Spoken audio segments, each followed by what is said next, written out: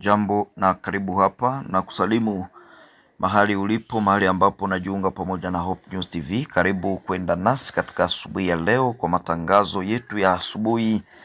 Habari ni mpya ambazo tunakuja nazo kukujuza. M23 walikusanyika huko Bukavu hapo jana. Nini ilikuwa shabaha ya mkutano wao? Karibu tuende wote mwanzo hadi mwisho. Waasi wa M23 wamekusanyika kwenye kituo au kwenye shule ambalo inajulikana kama vile Alfajiri, wakiwa wamekusanya wanajeshi kutoka Rwanda na wale waasi wa M23 kwenye kituo cha chuo Alfajiri Bukavu.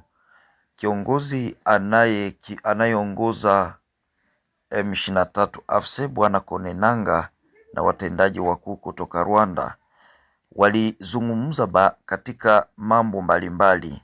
Kulingana na habari tulizo nazo ni kwamba walijaribu kutafuta ni viongozi gani ambao watawekwa kwa nafasi za wale ambao wanaelezwa kuanguka kwenye shamba la vita, ambao ni maafisa walioanguka hapo Uvira.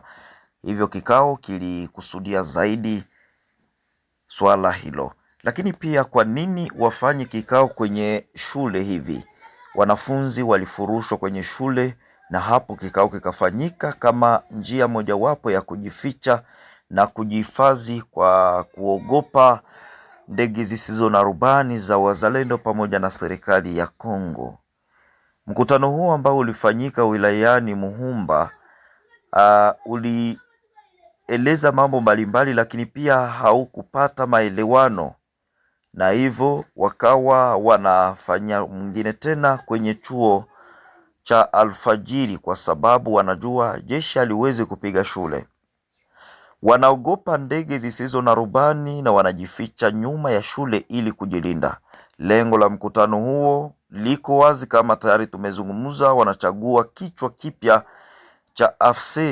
Jina linalojitokeza zaidi huenda akawa ni Moise Nyarugabo, ambaye huenda pia atakuwa katika nafasi za mbele, ikiwa habari ambazo zilizopo za kuanguka kwa baadhi ya maafisa, na akawa amejipanga au amepangwa kwa nafasi hiyo, kwa sababu wanataka kuweka vita kwenye eneo mbalimbali. Sababu kubwa sasa la mapigano ambayo yanaweza kuanza ni swala la Banyamulenge, ambao ni watu wa asili ya Rwanda, na kuendeleza mapigano huku wakiweka Wanyamulenge kama ngao ya vyombo vya habari.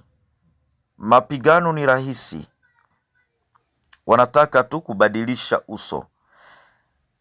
Vita vya Wanyamulenge walifanya hila, kulazimishwa na kuhamishwa kwa lazima hadi Kamanyola. Ina maana M23 RDF AFC waliwalazimisha kuondoka katika mji wa Uvira na kuelekea kwa Kamanyola. Baada sasa ya kulazimishwa, wanataka warudishwe Uvira, mazingira yao bora ya kuishi, ambapo wanafanyia shughuli na majukumu yao. Wanakataa kuona watoto wao wakikosa makao, na wao wenyewe wanakuwa wahitaji, kinyume na uongo unaoenezwa na waasi hawa M23 wa Rwanda ili kuhalalisha uhamisho wao. Wenzetu hawa Banyamulenge wanashangaa kuona kwamba waliobaki Uvira hawakuwa na wasiwasi, wala hawakuuawa, wala hawakushambuliwa. Hivyo habari ambazo ziliendelea kusambaa au ambazo ziliendelea kusambazwa kwamba wazalendo watawatesa pamoja na FARDC ni kinyume kabisa. Na kinyume chake sasa ni kwamba wazalendo FARDC ndio wanafanya ulinzi juu yao. Hao wa mwisho waliobaki walihakikishiwa ulinzi wao dhidi ya vitendo vilivyokusudiwa vya muungano wa RDF M23 vinavyolenga Banyamulenge, ambao hawakukubali njama zao. Lakini pia huko Ituri, moto mkali ulizuka Jumatatu hii Januari 21, 2026 katika katikati mwa jiji la Komanda, haswa katika eneo la Brussels, na kusababisha uharibifu mkubwa wa mali. Mapigano hayo au moto huo mkali wa risasi ulitokana na kwamba kuwepo kwa makundi yenye silaha ambayo yanafanya upinzani na serikali ya Jamhuri ya Kidemokrasia ya Kongo. Msikilizaji, ujumbe wa kamanda wa waasi walipanga mkutano huu kama njia mojawapo ya kuwawezesha kuanza mapigano tena kuingia katika mji wa Uvira au mashambulizi katika eneo hilo. Macho yetu ya uangalizi yalitazamia huko Kanyabayonga na mahali pengine taarifa za siri kwamba vyombo hivi vimeagwa na askari wa Rwanda wa RDF. Huko Kanyabayonga, askari wa Rwanda RDF waliondoka bila kujua mwelekeo wao, lakini wanaelekea Kirumba kufuatia maneno ya Moise Nyarugabo. Alitamka kwa uthabiti kwamba watarudi Uvira na watafanya mabaya zaidi kuliko hapo awali. Kwa hivyo wana mpango wa kuua idadi ya watu, ndio maana walilazimisha familia fulani za Kitusi kutelekeza mji wa Uvira.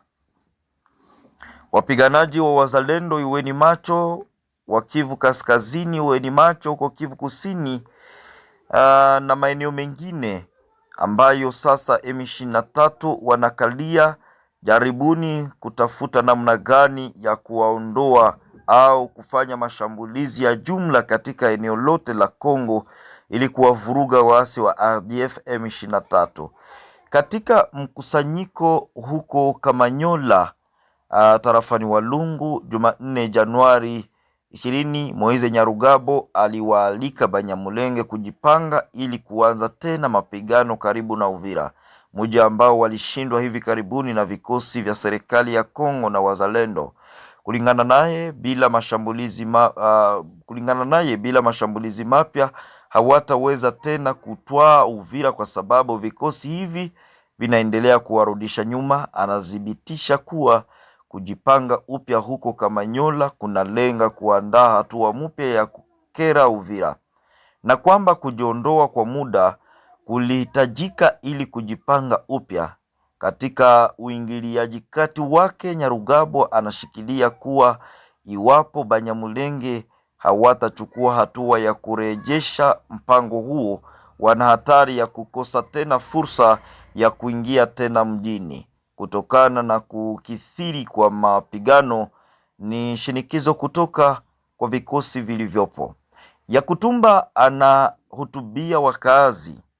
Jenerali William Amuri Yakutumba, kiongozi anayejulikana kwa ushiriki wake katika mapigano mashariki mwa Jamhuri ya Kidemokrasia ya Kongo, hivi karibuni alizungumza na wakazi wa Uvira wakati wa hali katika eneo hili kiendelea kuwa tete.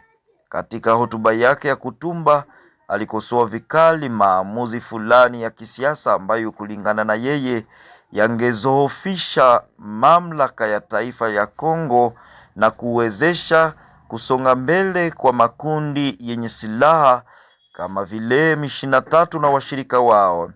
Alitaja majukumu ya viongozi wa kisiasa waliopita, akiwatuhumu kuwa na nyadhifa za upendeleo ambazo hazitatumikia maslahi ya taifa. Yakutumba pia alikaribisha kukataa kwa rais wa sasa kukubali mikataba ambayo anaona inazuru kwa umoja wa wananchi.